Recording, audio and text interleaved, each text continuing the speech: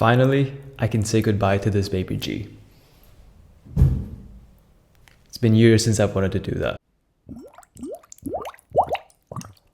Casio has done us folks with skinny wrist a solid one. So solid in fact that this GST-B600 has all the features you want in a G-Shock, and an added bonus, it's a pretty good Royal Oak alternative without actually looking like one or being an homage. The case size will tell you 41.5mm, but when you consider the 42mm lug-to-lug you get, a whole different story. Combine that with the thinness of the 11.5mm, you're getting an extremely comfortable wearing experience without sacrificing the beefiness of a G-Shock. Though I suppose beefy isn't the right term considering how sleek the G-Shock is. The lug width opening is 16mm, but really you're stuck with either the OEM rubber strap or the bracelet, which are both extremely fitting on the watch. I personally went with the resin strap given the whole G-Shock vibes, but the B600 is one of those watches that the dimensions will fool you. It wears much smaller and much more comfortable than you think. And oh, did I mention these are practically indestructible?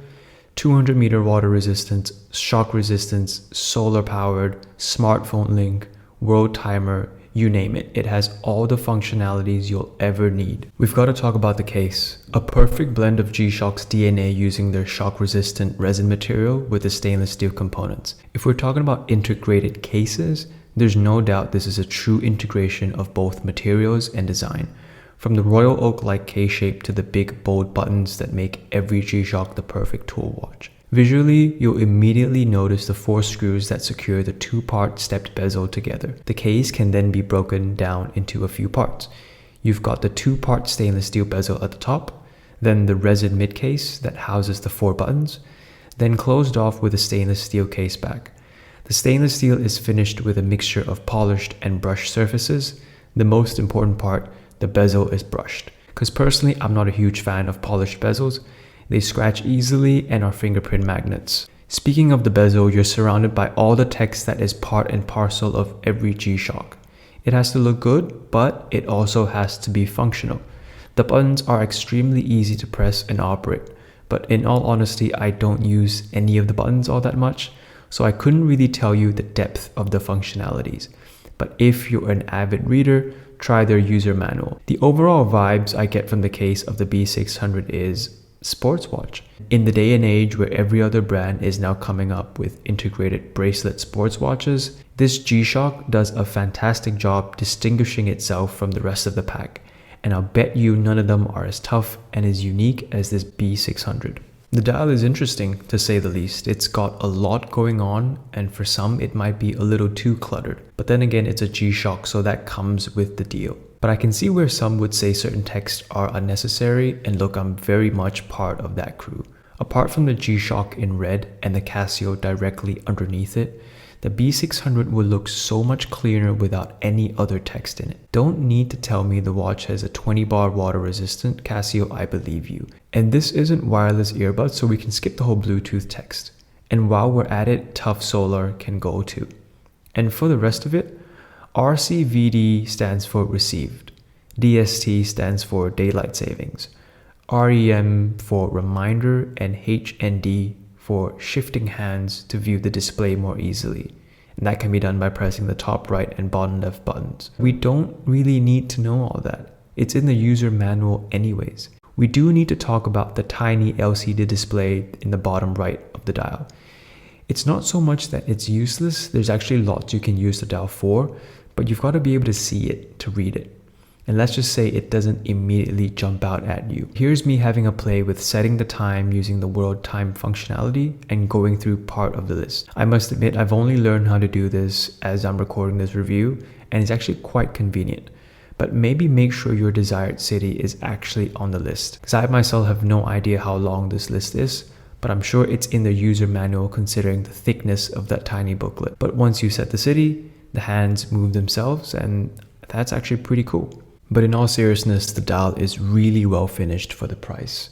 The indices are extremely detailed in their finishing, and even zoomed in on my macro lenses, the quality remains sharp. And that's not something I would use to describe the indices on a G-Shock. You'll also notice the raised rectangular bars right smack in the middle of the dial, splitting it from top and bottom. Squeezed in right in between are your hour and minute hands. Overall, there's a lot of depth on the dial, and I think it would have been better displayed without all the random text. But hey, that's just my 2 cents. I do understand where Casio is coming from. It is a G-Shock, so it kind of has to look the way it does. But I would have loved for a sleek version of the dial where it's just the design. It's undoubtedly the best G-Shock for smaller wrists. And even for those with medium to larger wrists, you'd be impressed by how this wears. I'm a firm believer in every type of watch having its Goldilocks sizing and its representation. Right? Dive watches around that 40mm is a sweet spot. Just look at the Submariner. Dress watches has their sweet spot around 35 to 38mm. Just look at Cartiers and JLCs. And G-Shock, I think it's got a new face. It's certainly not the biggest and the boldest G-Shock out there, but if 10 years ago you would have told me this was a G-Shock, I probably wouldn't have believed you. But Casio and G-Shock has evolved. They're listening to their customers, downsizing their case diameters and improving wearability. And this B600 is the result. A G-Shock that hugs your wrist with a really supple resin strap, zero overhang thanks to the combination of the 42mm lug-to-lug and the 41mm case, making it wear really like a 39. And I'll keep repeating this. You cannot go by the dimensions on this one. It just doesn't tell the story. It doesn't wear large at all, not even close. And I'd go as far to say the wearing experience is multiple times better than the SARB 033. And I love the SARB 033.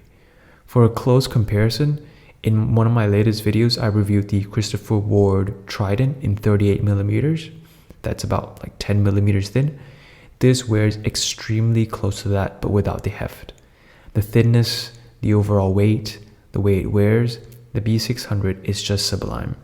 Now, $300 may be considered steep for a G-Shock. I cannot classify that this is the same level as your regular G-Shocks. The design, overall integration, functionalities, finishing, detail, basically everything but all the random text on the dial, it's just on another level for me when we're looking at G-Shocks in general. There's just nothing that is remotely close at this price point and market. It's a modern G-Shock, and it's about time they release something like this. Not everyone wants to rock a 55mm Frogman or a bright yellow 45mm square.